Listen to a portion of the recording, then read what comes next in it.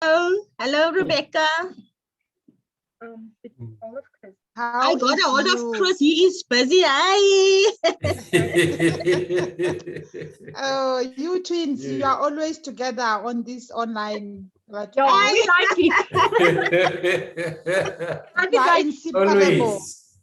The other day, I was in my office and she was in her own office, and then she sent me a WhatsApp. I'm missing you. I can see. Oh, the member is busy logging in, so we can continue. He is busy logging in, so we can continue. Are you guys good though? We are good. We are wet. It's raining like cats and dogs in Kimberley. Okay. Yeah. But we appreciate your efforts to making this, attending this meeting as well. No, it's a pleasure. All right. It's our job to do it. Yeah. I'm glad. Yeah. Okay. Are you all your members here? Ben is also online, and then well, we just four, the four of us. Yeah. Okay. Yeah, I've noticed your list is not long. Yeah. Yeah. We have vacant positions we need to fill this year. I will come as long as you give me the twin sister as well, like you and Manda. Okay. I can come that far. Okay. Okay. We're waiting for Nikki, and whenever she's ready, she'll let us know. Yeah. Okay. Thanks, Rebecca. And thanks for the emails. You're welcome. You're welcome. Okay. Yeah. Sorry about that, colleagues. Okay. We were entertaining ourselves, Madam President. Yes. So You know, as long as you are ready. We have work. We have our Liasa jobs, and then we have our day jobs, and then we have our jobs as mothers and fathers and sisters and brothers and friends and all of those things. So yeah, that was just another example. Right. We've started the recording, I see. And let me start the meeting. Good afternoon, everyone. Welcome to the meeting between the Liasa Executive Committee and the branch. In this case, it's Northern Cape. You are our fourth meeting today. So if I call you something else, I'm already apologizing in advance. Okay? Between COVID and old age and 4 meetings, it's nothing personal. Yeah, you are excused. Thank you. I've already called Helig Meg this afternoon. So I could argue that it's a way to check that people are listening to me as well. That's my story. I'm going to still stick in a to meeting. that I'll call you as soon as I'm finished. Are you talking to me, Bukhari? Yes. So we multitasking. Your members are also calling me. So. All right. Cici, you need to put your mic on mute then. Let me. Cici, I'm in a meeting. I'll call you after. So. Okay, there she goes. That is the joy, if you like, the joy of COVID and working from home. I beg and pray every time I have to check if my camera is on, because many funny stories have happened about people unintentional and sometimes intentional on camera escapades, and a couple of people have been fired for it. But colleagues, we have fond memories of the Northern Cape Road Show, and I have especially fond memories of such an enormous bath. I was very tempted to hold an EXCO meeting in it, just because it was so big and it had to be used. Yeah, thank you. I missed that. Oh, yes, I know. It wasn't, of course, the whole of EXCO. Our plan was to pick up with the road show and the issues that were raised by the various branches and interest groups in the problems in the various regions. But colleagues, 2020 was a no-go. And I'm not going to spend too much time beating ourselves up about what did or didn't happen, right? Let us move on and see what the next 6 months, because that is what is left of this term, what the next 6 months brings us, what opportunities we have to change people's lives, what opportunities we have to advance our professional body. So the purpose of this meeting also is to lay out the expectations of EXCO to you as the branch. And there are two aspects to that. The first aspect is inward looking. So tell us about your BEC, tell us about what portfolios are incomplete, tell us about what you see are the barriers to you achieving your mandates. And then the second part is outreach. How are you engaging with the Northern Cape branch? And what is it that you need assistance with? And then the other aspect is for you to tell us anything else related to this conversation between you and ourselves. And then we will share with you as relevant what we have learned from other branches and interest group meetings, and also what help we've put in place and how we might engage through partnerships and collaboration. So those are the broad brushstrokes of the meeting. I'll start off by saying to you that we've had very fruitful meetings. We are not blind to the challenges that COVID still retains. We are very aware also that there's a third wave hanging over our heads, and also that our term is likely to end in lockdown as well. And that puts a particular angle on what is doable and what is not doable, because also not only the constituents, not only the LIASA members, but also the people, the profession and the people whose lives we're trying to change are influenced by COVID, influenced by unemployment, other kinds of hardship, loss, sadness, grief, anxiety, poverty, hunger. These are all the things that sadly appears to become commonplace in our society. Notwithstanding that, in addition to that, in parallel, it is our responsibility to engage with the Sustainable Development Agenda. How could we possibly assist those people with changing their lives? Whether it be in the old way of helping someone with a CV, etc. Also, there is a barrier to in our world. We know that our response in part to COVID, further to lockdown, has been to move to the digital arena and the digital platform. And we recognize that this doesn't suit everyone, not in terms of provisioning. People don't have data, people don't have laptops, and then also people don't know how to use these tools. And people are also scared of using these tools. So we will explore this with you as well and share with you what we've learned this morning from other colleagues who might be in similar positions, in shared positions to yourselves. All right. Let me start also, Manda and Bernice, with outlining to you our expectations of the BEC, the operational and practical ones. So we expect you to have at least 3 BEC meetings by the end of the term. The term ends on 30 September. We will do the handover to the new president on the 1st of October. But in essence, the AGM is on 30 September. Okay. So at that time, the president will deliver a report, and it will be an all-encompassing report. So therefore, the second thing I need from you, please, is on no later than 20 September, you will provide us with reports that cover the period 2019 to 2021. And that would be related to all your branch activities, branch stats, membership, etc. We will provide you with a template in this regard. Okay. The other thing that we also would like you to do is for you to have activities, outreach activities, and that we can explore in our broader conversation. But as I was reminded earlier today, LIASA has campaigns, national campaigns. In May, there'll be the May seminar. And so we expect all the branches and interest groups to engage with the theme Libraries Matter. There's also South African Librarians Day coming up in July, which celebrates librarian information service workers. So we can build a campaign around that. There are also other campaigns around membership.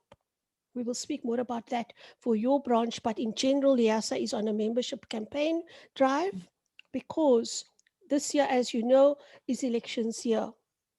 So the national elections, we are going to release that information to REPCO soon, but I can give you the broad brushstrokes because a lot of the dates are set by the Constitution in terms of as described in the rules. So these are not my dates or the electoral officer's dates. These are the dates that emanate from the rules in the Constitution.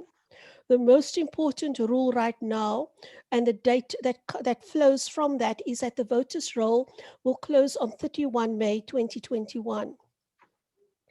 At the end of that day, everyone who is a paid-up member of LIASA will be eligible to vote in the upcoming elections. We need a strong cohort of LIASA members so that we can decide who is going to lead our organization going forward. We don't want people by default. We don't want duly elected because that is the only person in the position, even if they're not suitable. So we need a strong membership that can determine the future governance of LIASA. Right. Also, the ballots will open in August and the ballots will close as the rules require 2 days at 2 p.m. before AGM. So on 28th September at 2 p.m., the ballots will close. The ballots will open on I think it's the 14th of August, but we will provide you with those dates in a more formal manner. Now, those are for national elections. For the positions of President-elect, National Secretary, National Treasurer, and National PRO. In parallel, there will be local elections. Now, I'll check with you if you still have an incoming branch chair, but also the positions of chair-elect, of treasurer, PRO, at the least secretary as well, and then additional members, especially members who deal with branch interest groups, like PACLIG and HELIG and so on.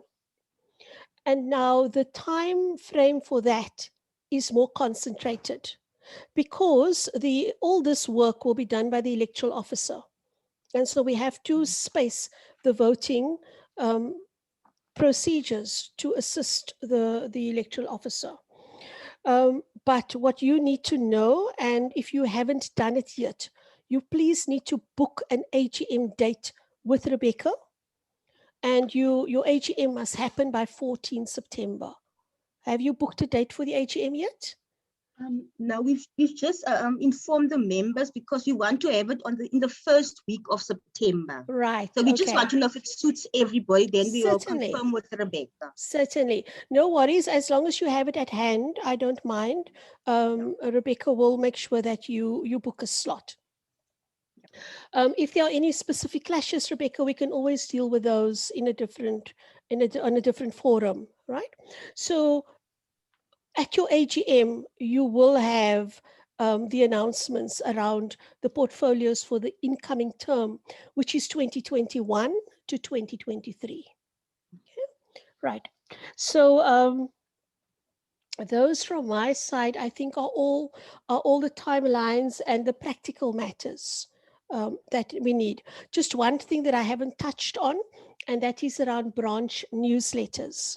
Now, traditionally, as you know, we expect 4 branch letters during a period of a term, 1 year cycle. But in your case, in everyone's case, I'm asking for 2 to 3 newsletters.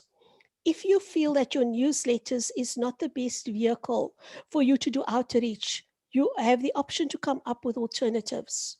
So, for example, HELIG has what they call coffee events. So they're meeting regularly with their constituencies, and that is how information sharing is taking place.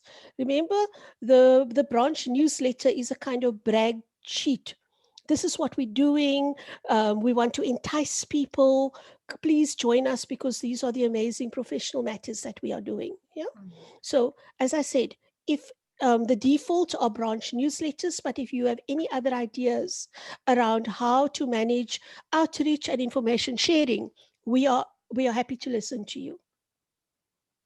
On that note as well, to share with you that in various stages, starting from we haven't started yet, to it's on the back burner, but we're going to revive it. We are going to have conversations with the following groups of people. SALGA, that already started back in 2019. CHALSA, there's talk underway. A memorandum of agreement with the South African Library for the Blind. DBE, DSAC, DOHET. So all the departments that govern the various areas that library and information services are involved in. In your cases, we will also speak to municipalities, metros, kata, whatever applies in your area. So this is another task for you, please. And that is that we please want you to compile a list of people that you want us to talk to. I know that we have it from the roadshow, but the roadshow unfortunately was lost in 2020 COVID. We haven't lost our dedication to addressing those challenges, but we would like the information to be refreshed, please. So identify the organizations, identify the contact persons, the specific persons to speak to, their PAs, their email addresses, their telephone numbers, all of that information so that we can engage in conversations with them.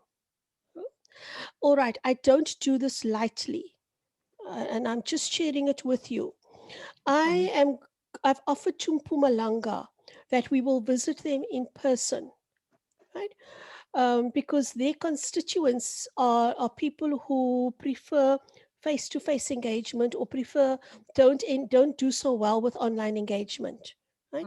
Now, I've said a conditional yes. It depends on that we find a venue that is properly managed in terms of COVID avoidance protocols, and we have a sizable amount of people who are interested in coming. Of course, that number of persons will be determined by the COVID rules. Of course, if anything happens, because somebody told me just before we met that our president has called a family meeting for tomorrow. It does depend on what our president says. Yeah. I didn't see the notice yet because I've been in meetings all day, but this is what I was told between 2 and 3. So we don't know what that means. I cannot also, I'll tell you straight up. Yes, Bernice? Yes, no, now that you're mentioning it, when I was busy with research work, somebody went in the computer and they saw going back to level 2, a request to the president. Yeah, so I don't know if those two correlate. It could be, I'm not sure, but there was on News 24 that they want for the Easter period. Yes. That you go back to level 2. Yes. Look, I understand that some countries in the world, I don't remember who, it could have been Italy, it could have been Spain, for a particular period, they just changed the lockdown level.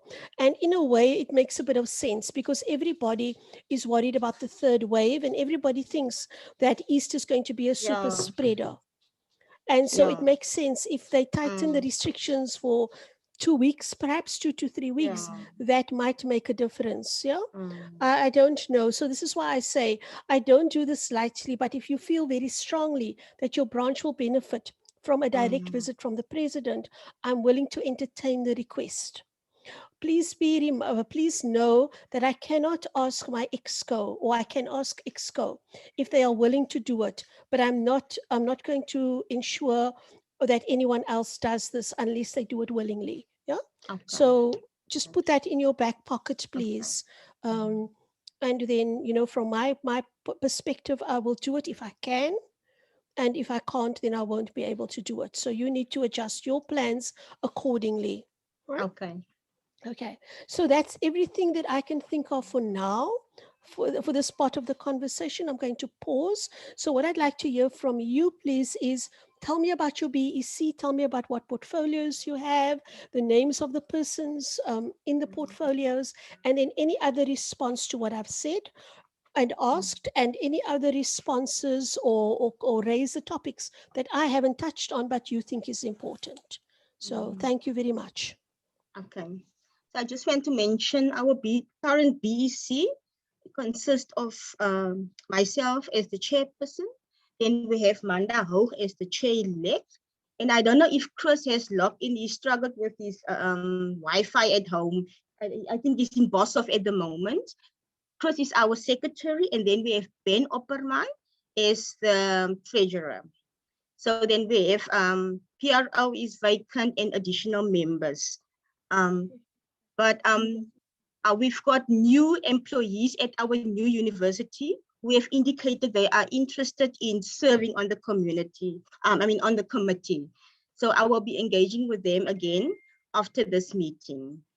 So I've got names there, and they are also the ones who supported LIASA Northern Cape. They're actually the best supporters since they started.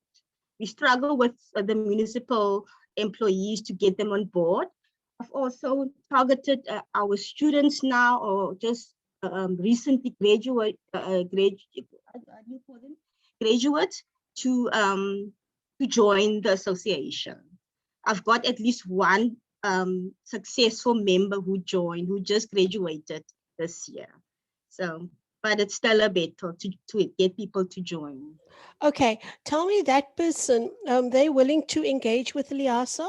They're a LIASA member? Yes, yes. Okay, I'll tell you. She's an employee.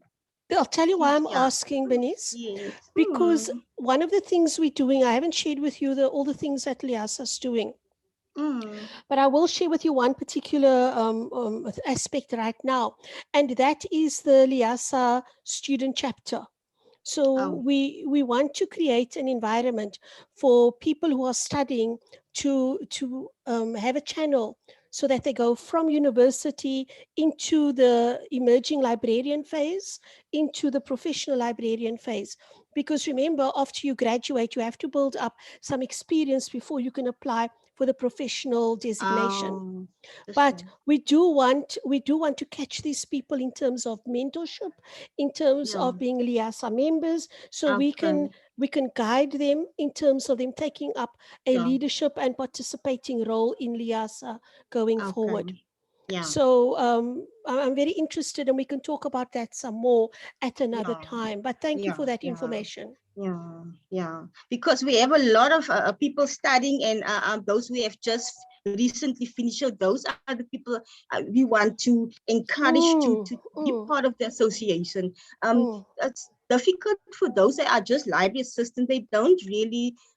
We've been giving out brochures, and that brochure that says what the benefits of membership, but they don't quite get it. But it's better for me with the graduates who are in the profession, studying. So I'm having more success with them than the others. Tell me, are your institutions funding the library assistants to go to varsity and obtain the academic qualifications? DSEC with the grant funding. Right. Manda handles that. They send, it's part of our grant funding. Then it's the portfolio for staff development. And from that, our students are able to study. So we have quite a few of them. Right. Okay. While we're on this subject, Manda, is there a possibility of institutions paying for membership? Can you increase your membership that way through support from organizations? Previously, they did pay from the grant funding. Then they paid municipalities, but at the moment at Solplaatjie, we have a cash flow. Some stuff are 3 months in arrears and stuff like that. So not at the moment, maybe in the future, but I don't know if Ben can maybe answer from DSEC's side. I don't know if Ben. Madam President, I just want to add, when we have, I think it's very important for us from our branch, our struggling branch, that when we engage with our directors, when you engage with them, that maybe we can work this thing through with the director, because they are the decision-making bodies. Manda can put in a proposal, but in the end, they have to make decisions. So when we have conversations with the directors and all those stakeholders, maybe we can also put this point in. I think that will really, it will help. And remember our offer that we will speak to those directors as well from a national perspective if you need our support. Yes, we're gonna need that. Maybe I think it will also help if from SALGA's side, if you speak to SALGA, and then they have to, like, it must be like a priority that the staff must be a liaison member, and then they can put it on the Yes. people. What do you call that? Development. Yes. The development dialogue or Yes. performance And assessment, yes. so then they have to pay for it. Then they have Right. to. Must Now, be a while priority on the. Now, while we're on that subject, Liasa as a professional body, we're having all these conversations, and there are all these task teams that are in operation right now. But can we, as a proof of concept, can we get into, we're looking for partners. We were going to partner with Northwest last year. If it hadn't been for COVID, we were going to go back to Northwest, because the director there, gosh, Tebogo, I don't remember what she was. I thought she was in education. She had said that she was willing to partner with us in terms of performance assessment and the core requirements for, in this case, I think it was probably public librarians, right? But of course, that fell by the wayside when we went into lockdown level 5. At the time, we Sorry, were going Madam back. President. Yes, Tebogo? It was the director of public libraries. Thank you, Tebogo. And But so they, she followed up on her promise, right? because on their slot of the South African Library Week with radio stations, they invited the chairperson of the branch. They gave a slot of about 10 minutes in every presentation they made as a department. Wow. So they made a follow-up. Fantastic. Yes. So I think, Tebogo, we need to chat to that lady again and see if we can Yes. get it into this year's cycle. I know April is a few weeks away, but it's worth trying. So thank you for that. So Bernice and Manda, exactly the same thing. From your side, if your performance cycle is due soon, Liasa would love to come in and speak about professional body.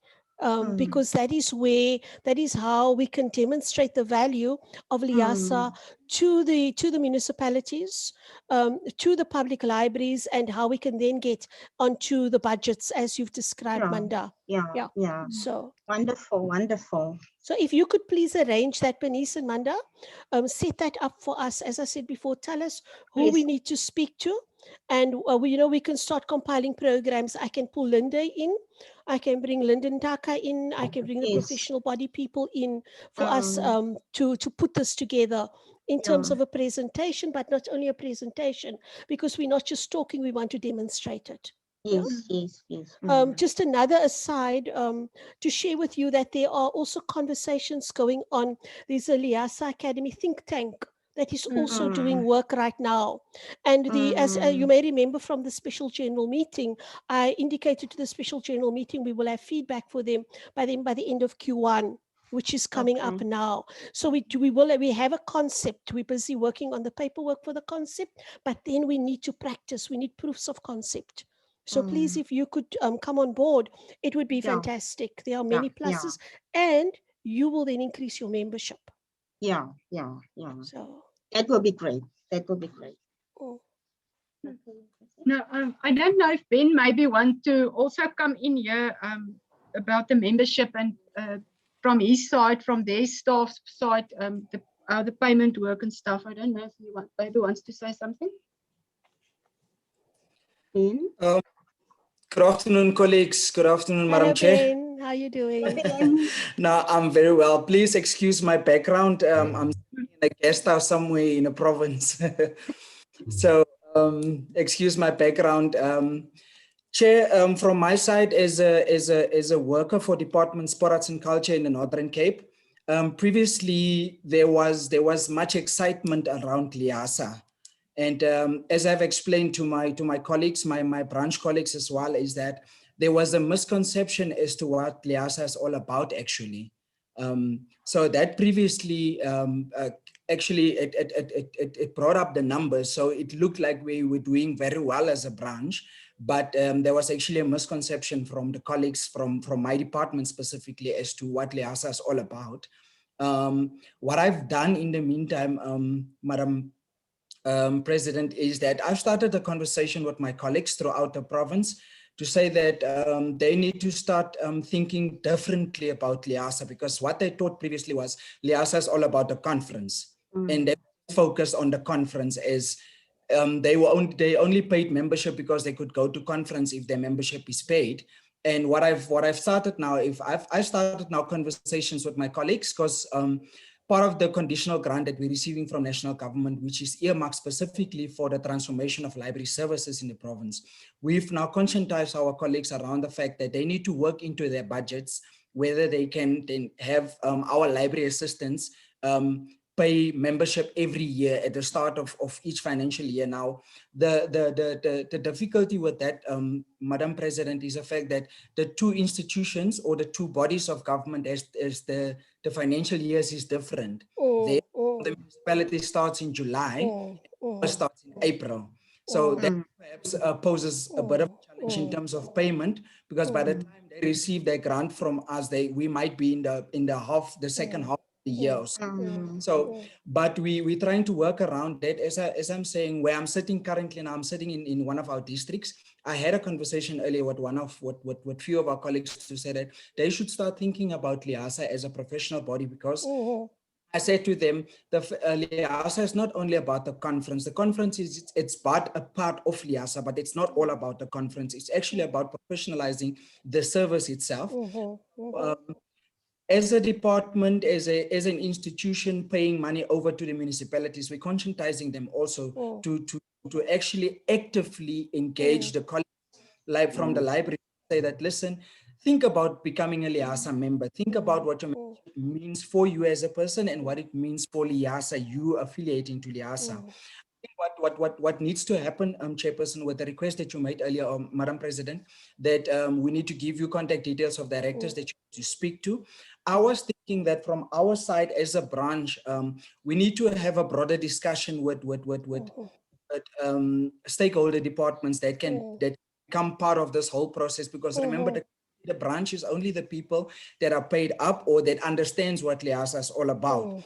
I think through our outreach programs that we need to discuss between myself and my colleagues is that we need to find a way of making Liasa an exciting people's lives. And just as we promote libraries, we need to promote Liasa as well. Understand what Liasa is all about, because Liasa as a body is a phenomenal institution, and I don't think people see that really. Specifically in our province, we have that challenge. People, when they hear Liasa, they just think conference. They don't think about what Liasa is doing for the entire year. So in terms of membership, Madam President, I think for some time, I don't want to preempt that we will run into challenges, but as the status quo is currently, is that we will still have challenges for a while for members from the municipalities to become members, active members. But I think as soon as we get into a space where we can actively go physically to these different libraries and maybe different municipalities, because what I do normally when I travel with my programs from the department, normally to make use of the opportunity just to conscientize the people around Liasa and say, listen, have you seen something new from Liasa? What do you think about it? Have you ever tried going onto the website and just see what's happening? Because like I said, Madam President, and I'm emphasizing this, people, when they hear about Liasa in the Northern Cape, they think it's the conference, and it's well, you know what, Ben, in all fairness to those people, Liasa does put on a very good conference. So. Of course. No, I agree with you, Madam President. It's just that I don't want to take that away from Liasa. No, seriously. It's but we need to think, if we really want to survive the next generation coming in terms of technology. And if we want to really transform libraries as we speak, we need to really think about Liasa in a more broader. Absolutely. And we really need to make noise about Liasa, because Liasa is very quiet in the province. Yes. That's my personal view. From an employee for a department that is of libraries, and the development of libraries is being part of our core function. And the fact that we need to respond to the mandate of social cohesion as well, and building a reading culture and reading. I think that we need to make more noise throughout the province and as far as possible in the far corners of the province, because we have a very vast province and got very remote places where people don't even Yes. know what Liasa is all about. Yes. I think Yes. for us as a branch, and I'm speaking on behalf of my colleagues as well, we are looking at ways at how we can make Liasa more colorful to the people, because what I've noticed is that people respond to color. It's something unique that I've just learned a few weeks ago, that if you have something that is very much bright and colorful, people tend to listen to you more if they see something color that is bright. So I think we need to look at how we're gonna work that into our presentations and also our outreach programs. But in terms of membership, I'm confident that we can conscientize all of our colleagues from the libraries to become active members at Liasa. And then, like I said, we'll just need to find a way as to how we're going to convey this message to them and get them involved in the process.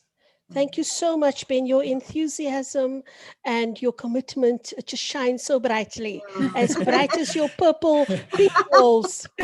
So thank you for your dedication to Liasa and for your commitment. And what you're saying is the gospel truth around people.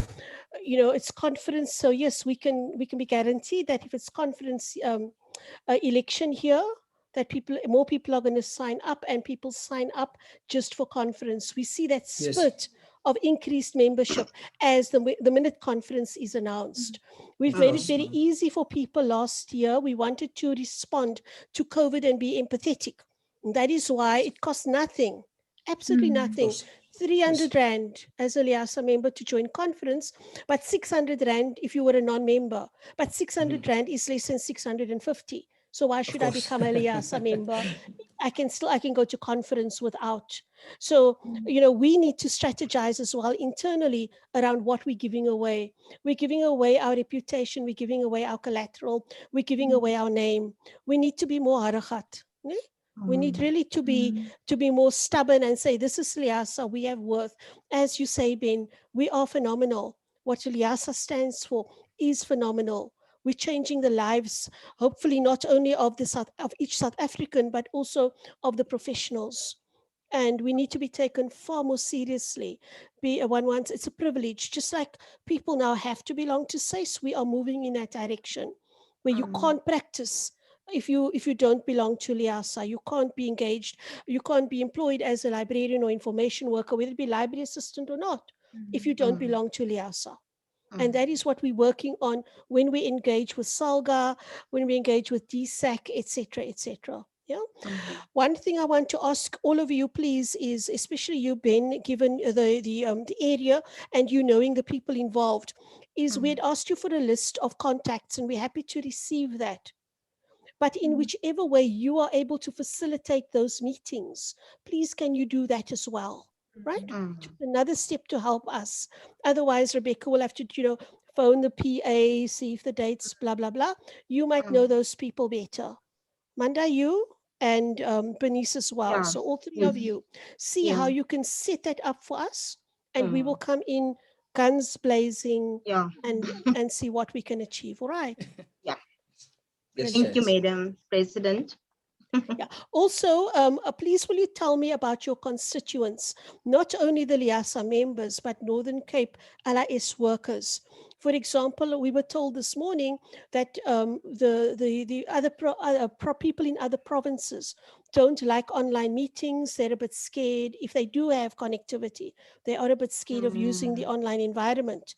And we are responding to that with outreach programs, but there are also places where we know we can't solve these problems. This is not Liasa's problem to solve. So the question is, how do we get to those people? So in the meeting we had this morning, for example, we're going to do a paper audit just to find out what people's capabilities are. What is it that you need to find out, or what can you share with us around the character or the personality, if you like, of LIS workers in the Northern Cape? Ella, our members, I think still prefer the old ways of doing things. And not just that, we had a UKS training, and there were so many problems logging in. Some didn't have data, others didn't have internet at work. It was just problems on problems on problems. Although it was a free They were very Okay. kind to give us a free training, but our infrastructure, even for Plaatje municipality, we have, this was sometimes Manda and I are together because then I can't log in. So really our infrastructure is a problem. Our people still prefer the, you know, the face-to-face meetings. Sure. And it's difficult to reach our other colleagues in you know, in other parts of the Northern Cape. Yes, Yeah. yes, yes. So look, And- we're going to leave this with you. This conversation doesn't end today. It's not meet the president and then that box is ticked for 2021, wait for the new term and meet the new president. It doesn't work like that, right? This is the start of a conversation around how we can help you and you help us, right? So if you see, for example, and also I want to say, we can't solve all the problems in our term. We never thought we would be able to. We had just asked for a few things that we can deal with, right? So pick maybe 5, up to 5 things that you really would like to see changed. And and you know, amongst those, I said up to 5. It could be 3 things, and then you lay the groundwork for the next term, and they can run with those things. Yeah. But Okay. what would have the biggest impact for both LIS workers, for our profession, but also for the people that we serve, for the public? Because as a professional body, there are 2 areas, distinct areas. One of them is around the profession. LIASA is charged with advancing the interests of the profession, lobbying and advocating for the profession. And then through that, we do continuous professional development. That is where the notion of the professional librarian, professional designations come into play. The other part of being a professional body is that we have a responsibility to protect the public. We have a responsibility to make the public aware of library and information services, of the services and of the profession, right? That is why we also have a disciplinary code, so that if librarians don't behave in particular ways, that there are consequences for that. So in both areas, look at this. How do we fulfill those parts of the mandate practically? What are the things that will make the most impact in that regard? So I will share with you, for example, the conversation with Meg, as I did earlier. With Meg, for example, they are focusing on the profession, and they are going to have regular coffee chats on a Friday afternoon, ever so often, and invite the entire country, not just Meg members, yeah, the entire country. So I know what you're Daily, saying about Madam your President. constituents not wanting to be online, but maybe we can woo some of them to come online, some of them to use their mobile phone, to sign on to Facebook. We're going to live stream on Facebook and on YouTube, because this is what people do. They spend data on Facebook, they spend data on Insta, right? But if you say to them, spend data on a LIASA event, and then there are all sorts of complaints and they can't afford it. So these are the ways that at a national level and at a national interest group level, we are working to assist you. So see how you can then slot into these, right? You dangle, you attract your constituents by saying, listen, guys, there's a live stream on Facebook. Do you want to join that chat? Yeah. And then, so that's the one thing. The other thing, while I'm on the subject, that also came up with Meg, which was a very important point, is around mental well-being. All of us, both as workers and as parents, families, etc., we're all under severe pressure from the lockdown and from COVID. And so, and also we're asking people to continue working as if it's normal, but people are working in households where there are small children, where they have to take children to school, see to the children's schoolwork, all of those things, right? We are at a national level. Now, this is at a national level, going to work out a wellness program. So again, I'm sharing with you, if there's anything from your perspective, anything specific to the Northern Cape, make input in that regard. Yeah. And then also, you know, what is it that you're going to do as a branch? What is it that you'd like national to assist you with? And we can figure something out. That's part of this feedback that you will give me around about the 8th of April, please. You know, you can do it in draft, but then we can continue the conversation. But the question, as you remember, I opened this meeting with is, what are we going to do in the next 6 months that is impactful? Mm. And impactful on what? We've spoken about all the various areas, both of persons, the profession, as well as the public, around professional body, around membership, around outreach. We have a recognition of prior experience, interest group going, task team going right now, who are focusing on RPL, not academic RPL, please, colleagues, focusing on RPL as a channel into people obtaining the designation of professional librarian, Mm. right? As I said Okay. before, there's a Liasa Academy conversation that is going on, and it's going to be, and the first aspect of the concept is going to be rolled out in the next few days. And then Yeah. also there's a whole matter of Liasa restructuring going on. Remember, you Yeah. live in one of the provinces also where people are scattered. Yes. And I think it was Northern Cape, amongst others, who asked us if we could create another branch within the Northern Cape, just so that the Yeah. various constituents could be covered. Yeah. And it was yeah. because of requests like that we created a particular conceptual model for revising branches and interest groups. So please don't forget that there is also a conversation underway around the restructure of Liasa for the branches and the interest groups. So quite a lot already. Then, as I said before, there's the May seminar, there's SA Librarians Day, various holidays and activities going on.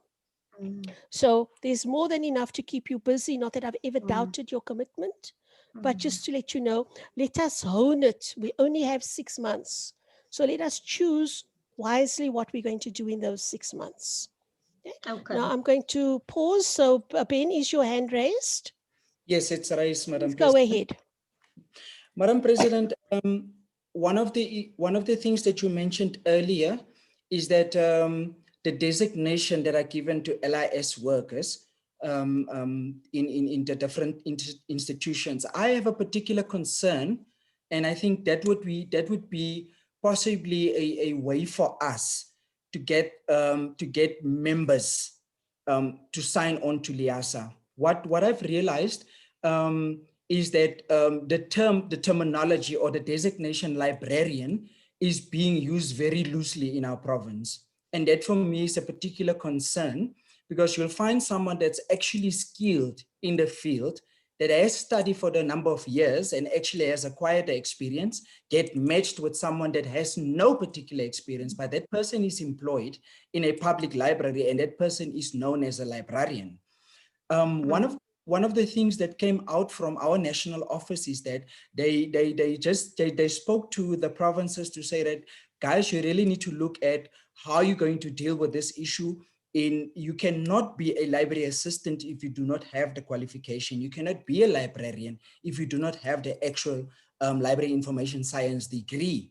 So one of the things that when Madam President, I remember you mentioned that you're going to start talks, or you have started talks with SALGA already. SALGA is the body that governs local government. Now, under local government body is the municipalities. So the understanding that we as a provincial department have with a local government is that they sort of become our implementing agent in terms of library services. So they use the designation librarian and library assistant because they appoint the people on that level. Now, what I would suggest, Madam President, that one of the points perhaps on your agenda when you speak to SALGA is that they maybe look at that particular aspect as to the designation of the colleagues that are employed through the municipality in our libraries, that they urgently need to look at that. If you do not have the qualification, it is unfortunate. We cannot be soft about it, or we cannot be diplomatic about it, because this is a profession that is being taken out of context in many ways. And for me, that is a big problem. If you are not a librarian, I cannot recognize you as a librarian. If you're not a library assistant, I cannot recognize you as a library assistant because you do not have the background, you do not have the skill. So one of the things that we are battling with in the province, and I think that might be addressed through your conversation with SALGA, is the fact that municipalities, because of the political environment that they operate in, when they and I want to say this as frank as possible with the biggest respect for you, Madam President, but I want you to get the sentiments that I want to share with you and the colleagues, is that what is happening in the municipalities is that the colleagues that are working for the municipality, that is no longer a valuable asset to the municipality itself, gets transferred to the library. Now we find ourselves in a situation where you have someone in the library that does not have a passion for the service itself, does not have a passion for the profession itself, and that person just sits there, does nothing, and the public at the end of the day does not have access to the library, does not enjoy the benefits that comes with the public library. So my advice or my request to you, Madam President, would be, one of the agenda points could be, when you speak to SALGA, please ask them to speak, because SALGA, they have a platform where all the municipal managers, the CFOs, and the community services managers come together once per quarter, where they discuss their integrated development plans. So I think LIASA should become part of that particular discussion, and also they need to discuss the designation of librarian and library assistant. And I think we need to, it needs to be advocated accordingly, that if you are not a member of LIASA, we cannot recognize you as a library assistant. If you are not a member of LIASA, we cannot recognize you as a librarian. If you do not have the experience nor the qualification, we cannot recognize you as a qualified LIS worker. There is something that I really need, Madam President, perhaps in, like you said, in the next 6 months, part of the impact that we need to do is that we need to have that serious conversation with SALGA to relay the message to the municipalities to say that all those people that are employed as librarians and library assistants, if they do not have the qualifications, we need to look at another designation for them. And we need to find out how many of those people are really actually interested in becoming qualified librarians. Because if we have people that are not interested in becoming qualified, we cannot have them in our libraries. Ben, Ben, Yes. thank you very much for that. That is a conversation that we've started with SALGA back in 2019 already. There were two things on the table when we met with SALGA in November 2019. The first one was specifically LIASA as a professional body, and therefore, with all due respect to gardeners, they don't belong in libraries, not when they're being repurposed in the municipalities. The second thing that we discussed with SALGA at that time was the fact of the different levels that people find themselves in different municipalities across the country. So for example, in Limpopo has volunteer librarians. These people have been volunteers for more than 7 years now. When we did the roadshow, they were already on a volunteer status that time. And they were on a level 6 or something, or a level 5, and other people were in other provinces were on a level 7. And those inconsistencies need to be addressed. We tabled that with SALGA back in 2019. And we were then invited back, so that was in November. In December of the same year, they invited us to the meeting with the heads of province, the heads of the provinces who had oversight of libraries. And we raised the same issues at that table. And we were told then to go to in the case of Limpopo, to go to Limpopo. Unfortunately, in 2020, COVID then messed with our plans, so we couldn't start that conversation or further that conversation. What happened in October last year was SALGA reappeared, because they too had been closed for the better part of the year, and they reappeared with a memorandum of agreement, which is something that we are busy talking to them about. But you're quite right, more than a year has gone by. We do need to remind people of what it is that we want. But this is exactly the reason why we are engaging with SALGA, to find standards around who is a librarian, what does it mean to be a librarian, what academic qualifications and experience are you expected to have, what role do you play in the hierarchy. I've heard a story now recently where we met with a branch where somebody was put into a senior position over people who had are qualified librarians, and this person had no qualifications other than being put into this position. It causes resentment, but it's also wrong in terms of how we roll out the profession. You go to varsity to learn about being a professional. You do your CPD after that. In order to continuously learn how to be a professional, you engage with the profession. If you are in the libraries because it's just another job, you're saving your employment by going to the libraries, you have no motivation to become a professional librarian. And then LIASA is falling down in terms of its professional body mandate, which, as I said before, in part is protection of the public. The public deserves to have proper professionals serve them.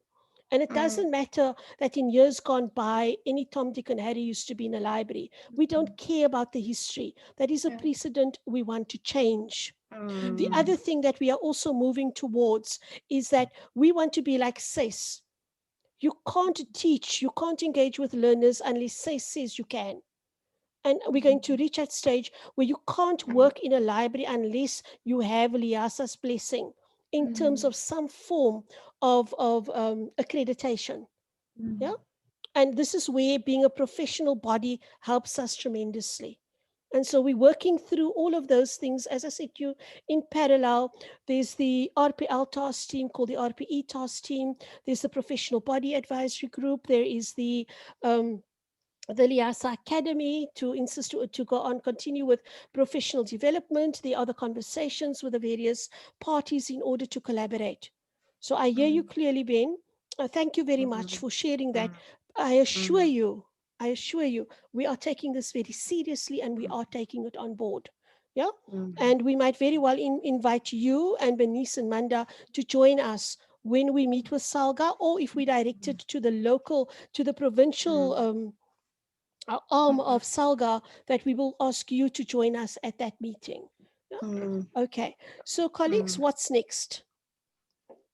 Can I ask Tebogo? Yes, Bernice? I just wanted to just very quick add on.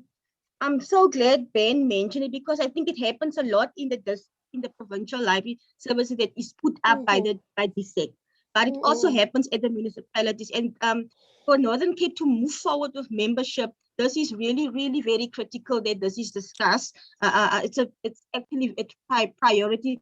It will help to change the mindset of our members, even in the local municipalities, because we are sitting with people in librarian positions with matric, and then we have library assistants with degrees, but there's no job for them. You understand? So I'm glad you mentioned it. So I would really want that we fight this as a body. There needs to be an adjustment, and I want to be frank with you. These things are not going to change overnight. But we need to start working. If we don't work more actively on it, the conversation, and we don't speak up about it continuously, it's not going to change, right? If there are any more adverts for people, say, for example, in a senior position, they're not asking for library qualifications, you need to alert us. We have written to various municipalities before, asking that they withdraw or amend adverts in order to align it with the expectations of what professional librarians are. Remember, our credibility is at stake. And so if we say nothing, they're going to think it's okay and continue with the status quo. We seem to have lost Rebecca along the line. Oh, Alice, see you back, or have you not been gone? Yeah. I'm sorry. The big one on that note that you honor about is the recent one with the National Library of South Africa, where it was advertising for their CEO, National Librarian. LIASA had to intervene. We wrote to the minister and all that, and the advert was readjusted. Withdrawn. Okay. Yes. Withdrawn, yes. Yeah. But later than that, in 2019, I remember, Rebecca, we were at one of the road shows when I wrote a letter to one of the provinces as well, asking them to withdraw an advert. Yes. So, yes. Excuse me. Okay. I just wanted to check. Thank you, Rebecca. Tebogo, if there's any insights from your side.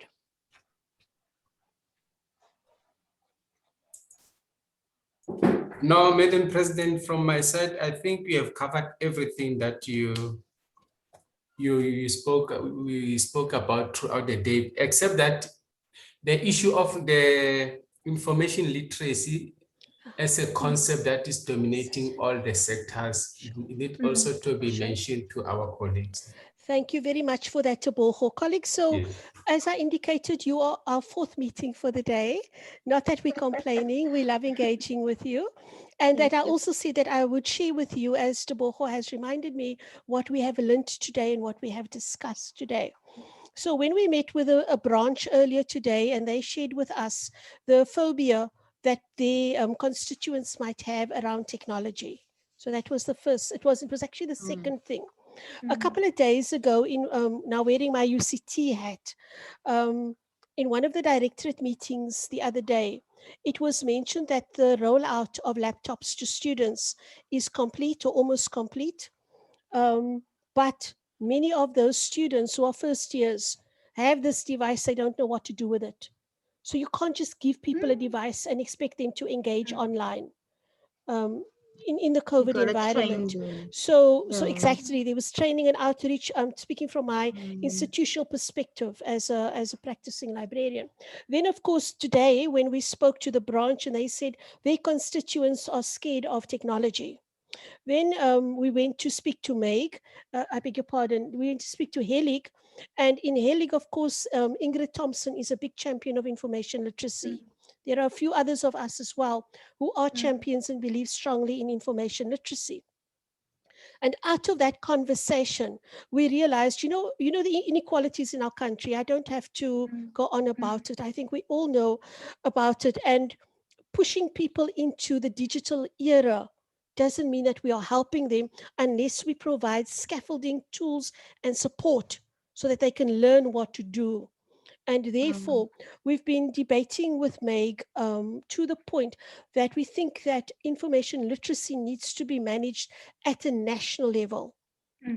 We might very well ask Helig to create a task team, but it is a national task team.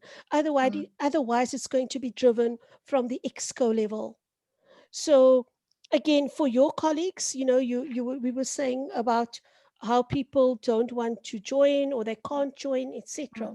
Please be aware that we are aware of the challenges that this digital era, this COVID-driven digital engagement provides, and we are working on finding alternatives. As I may have mentioned before, with the branch that we met with this morning, they are going to do a paper audit to find out what the ICT capabilities are in their area. We set out an audit last year. We put out an ICT audit to understand this. We got a terrible response from the membership. Yeah. If possible, I'd like you to do the same thing. Give us a sense, not only of your LIASA members, but give us a sense of your constituency of the Northern Cape, what the potential is. Because there are people who might want to be members, but they're scared. They don't have online. They might have to pay for data. Those kinds of things. If you can identify that, that will also be helpful, please. Yeah. Ben, I see the pink wall, so time to talk. Go ahead. Madam President, maybe just a preliminary response to your request as to giving you a sort of an understanding of what our infrastructure is like in the province. We have recently signed a ICT contract with Vodacom. So we have now we're busy still in the rollout phase of that particular infrastructure, but most of our libraries in the province does have the capability to give any member or any person that wants to engage with LIASA that opportunity to go online and engage with LIASA. So most of our libraries are connected onto the internet or either via Wi-Fi. I think that's one of the platforms that we can use optimally if we want to use the online platform, and we're actually moving in that direction, that we're doing things now more online instead of face to face.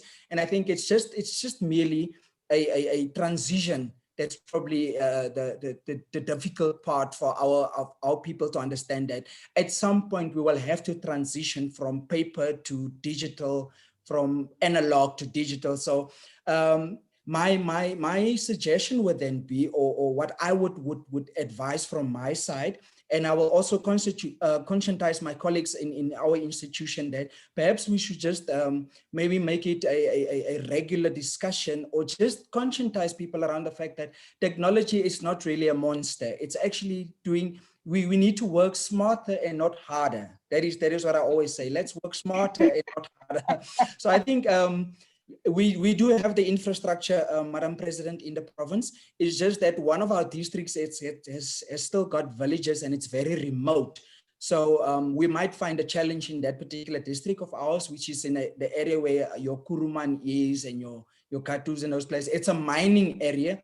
They're still coming to the digital age, because the mines are actually they're really investing in getting that district really now onto the digital platform. But in most of the other districts, all of our libraries are really connected, or really readily connected to the internet. It's just that we need to conscientize our users to say that.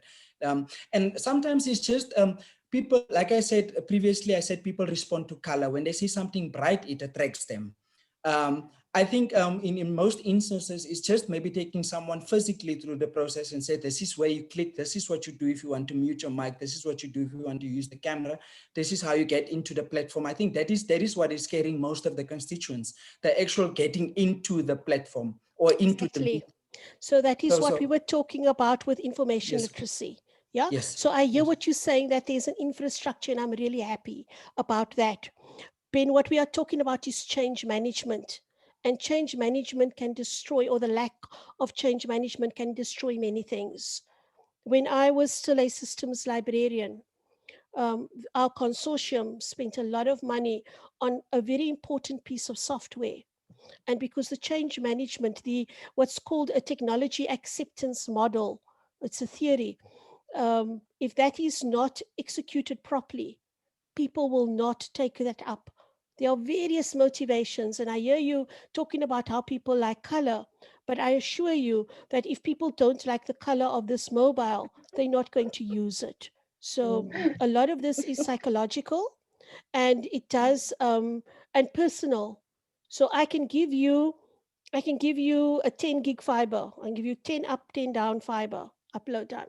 I can give you the latest laptop, right?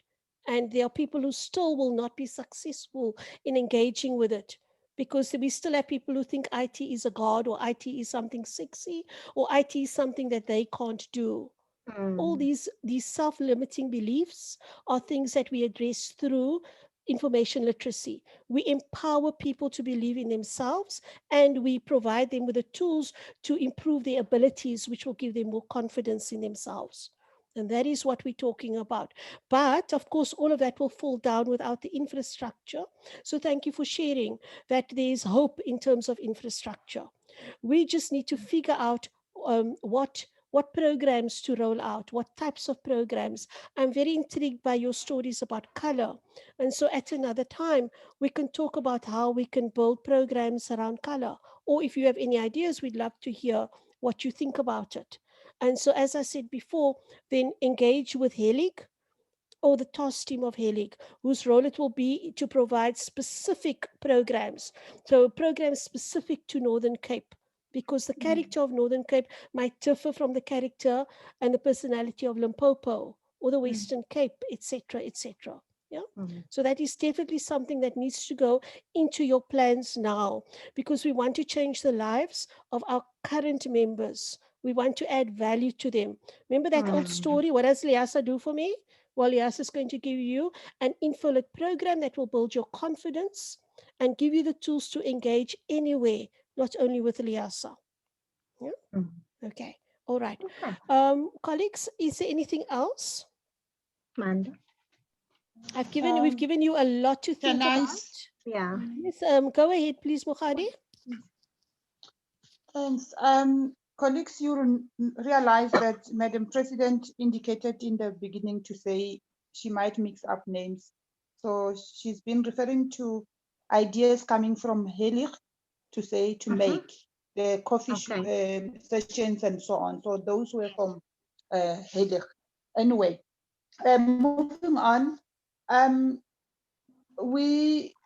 we were meeting with others, Madam President, the issue of private institutions, if they are available around the Northern Cape, that they also should consider engaging with them as well, if there are any, so that we can have a conversation with the librarians there as well, to be part of LIASA. Thank you And very the much, other Rebecca. The other last point that I want to indicate is that Bernice, Manda, and Ben, the Northern Cape branch, you are not alone. Our president here has been also assuring all the other meetings that we have that where possible, an EXCO member will be assigned to assist, or however way that was. Already she has indicated the Hague to you can partner with them and so on. So we are Okay. here as well, and we'll try our Thank best you. to assist wherever we can. Thank Thanks, you. Thank you. Rebecca. Thank you, Rebecca. So, colleagues, just to say, we have spoken about TVET colleges and about private institutions. We tend to focus on public universities and municipal libraries and so on. But we also know that there's a large unseen to group by LIASA, and that are librarians who work in TVET colleges. But then also what is very strong, we saw that come out in a meeting with one of the branches, is that in provinces or regions where there are private institutions, we do need to engage with them as well, because those librarians need the same conversations we are having with those in the public institutions, public funded institutions, we need to have with the private funded institutions. So as Rebecca said, if there are any institutions in the Northern Cape region, private universities, private colleges that have libraries attached to them, school libraries, etc., TVET colleges, please would you make a note of those so we can do an Okay. outreach. Yeah. Okay. Right. And then I am going to wrap up now. It's almost 4:30, and I am going. Sorry, Yes, my Rebecca. president. I forgot, when we were indicating the issue of them, of the branch to list or to identify names of all those stakeholders and so on, you were giving the time frame with the others that are around 2 weeks time or so that they could attend to that. Yes, I So did it's say not that earlier, open Rebecca. kind. Yeah. Yes. I did say Okay. that All earlier right. on. Oh, Yeah. sorry. I No problem. missed it. No problem. Colleagues, just to remind you, what I said earlier was round about the 7th of April, I would like a report from you on our conversation, what it is you're going to do in the next 6 months. But you don't have to wait until then if you want to talk to us about what you have on your list. And if you have names of people and you can set up meetings with people, consult with us, with Rebecca, with me, with Teboho, whomever, around with things that can move, right? We're not going to wait Okay. until everything's done and then we're going to act and then we wait till something done. As you can hear, there's a lot going on. We're just adding to the picture. So all these little pieces make up the jigsaw puzzle, makes up a cohesive picture of action. Yeah. So Okay. you've got about 10 days within which to think about what we've said, and you're welcome to come back to me. I'm happy to talk to you again, but I am booked up until the 31st of March. So if you want to meet with me before the 31st of March, then it'll have to be after 5 in the evening, if possible for you. I'm willing to make myself available for that and the other colleagues as well. But, email is a bit of a challenge, ask Rebecca. But a WhatsApp message does catch my attention at night as well. Okay. Okay. So colleagues, I'd like to wrap up. But I will have to bail out my president on that. Please, if there's no burning issue, try to contact her after the 31st of March. She's got a lot. In one of the days, we've got up to 5 meetings a day. So Shame. Today, Good today's luck, one. Good luck, President. Well, today's one of those days. I have had 5. In fact, no, Shame. I had 6 meetings. This is my 6th meeting for the day. Oh my goodness. And Wow. there's still work to be done, and I've got a very important board matter that needs my attention that I've been putting off a bit simply because I don't have time. Okay. Good luck with all that. But thank you very much for that. Thank you, Rebecca, for having my back. Colleagues, let me finish off, please, by sharing with you a story that just sprang to mind yesterday and now for me has become a theme in my conversations with everyone. And I would be remiss if I didn't share it with you as well. In the Christian Bible, there's this parable of the farmer who sows seeds. And the seeds fall on dry ground and inhospitable ground, and other seeds they shoot, but then they get choked by thorns. But there's a set of seeds that falls on fertile ground and flourishes. And I've been saying to everyone, you have both the roles. You are both the seed and you are the farmer. So as the seed, unlike real seeds, you can choose where you want to be grounded. Choose what nourishes you, right? Choose areas where you won't get choked by thorns. Liasa is choked by thorns. We have people who say you should have done that, you didn't do that. Man, we listen to them, but our job is to flourish, right? You put down your roots because as you grow and you develop, you as a tree, you provide shade for other people, you provide food for birds and so on, right? You're part of a cycle that nourishes. Okay? You have that choice. Then as the farmer, make sure that the seeds that you sow fall on prepared ground. So this is also your job in terms of what you're doing for the next 6 months, that planning that you're doing. You are preparing fertile soil so that when you and as Liasa, you sow these seeds, you are going to be sowing them on fertile ground, ground that will nourish the seedlings and allow them to grow. The example of that person who's just come out of varsity is a wonderful example of a seedling who, if nourished properly and cared for properly, will grow to be an amazing a tree, for example. You know, it could be a future leader of Liasa for all we know. And this is the value of the work that you do. And I know there are many challenges. We explore those challenges in our meeting. But please remember that with each other, if we work together and we figure out together what soil we need in order to grow the seedlings, right? We are making our contribution to the profession, something that will stand long after we are gone, long after our names are forgotten and we are just dust. Okay, but that will go on for the next generation. So please remember that the work that you do is incredibly important and that we value each and every one of you and we acknowledge your commitment. All that you do is not unnoticed and it is valued. So thank you very much to all of you. Thank you. Thank you, Madam President. Certainly. Thank you, colleagues from National. Okay, Thank thank you, and colleagues. Rebecca. Thank you so much. Keep well. Yeah, and thank you for your time. All right. Thanks. Be well. Thank you, Ben. Bye-bye. Thank you, Okay. Thank you so much, Madam President. Khadi, All Denise, right. Manda. Be well, be safe, and we'll Okay. chat very soon. All right. Have a Thank you, good Madam President. afternoon. Bye-bye, Okay, everyone. bye-bye, You too. colleagues. Bye-bye. Thank you and Bye. bye-bye, everyone. Thanks, hello. Bye.